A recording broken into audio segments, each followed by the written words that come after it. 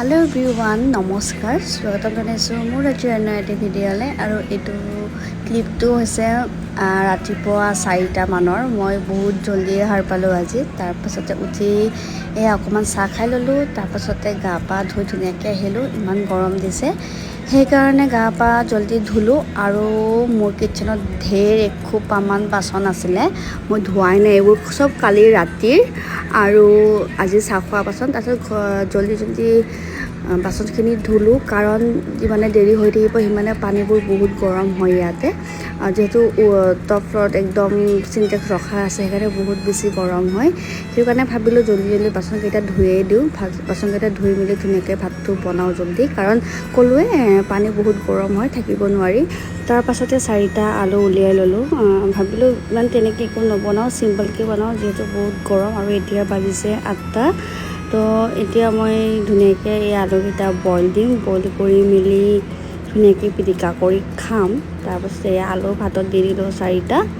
ইমান গৰমত একো কৰিবই মন যায় সেইকাৰণে চিম্পলকৈ বনাম বুলি ভাবিছোঁ আৰু ইফালে বইল দালি পাতি দিম এতিয়া মই এয়া দালিকেইটা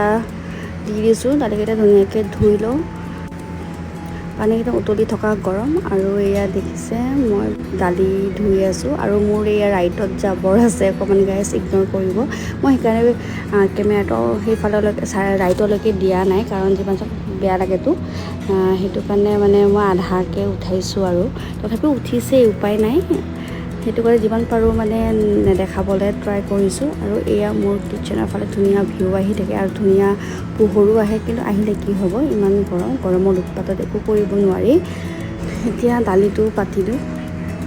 যিহেতু বইলে কৰিম ইমান টেনশ্যন নাই তো মই ধুনীয়াকৈ এতিয়া দালিটো পাতি দিলোঁ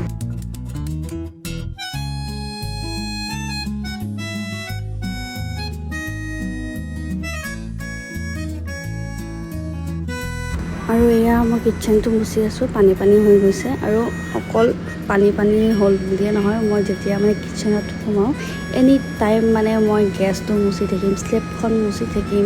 তাৰপাছত হাতখন ধুই থাকিম মোৰ বাৰে মানে এইবোৰ কৰি থাকিবলৈ মন যায় আৰু মই কৰোঁ গাইছ মই মানে কি ক'ম মই নিজৰে কেতিয়াবা অশান্তি লাগে যে ইমান কেলৈ মুচি আছোঁ মানে ইমান কিয় মানে হাত ধুই আছোঁ বাট উপায় নাই মোৰ এইটো অভ্যাস মই তেনেকৈ কৰিয়ে ভাল পাওঁ একদম মানে স্লেবখন মুচিয়ে থাকিম ভাত বনাব আহিলে আৰু হাতখন ধুই থাকিম টেমাটো চুলেও হাতখন ধুম গেছটো চুলেও হাতখন মানে তেনেকৈ থাকোঁ তাৰপাছতে এই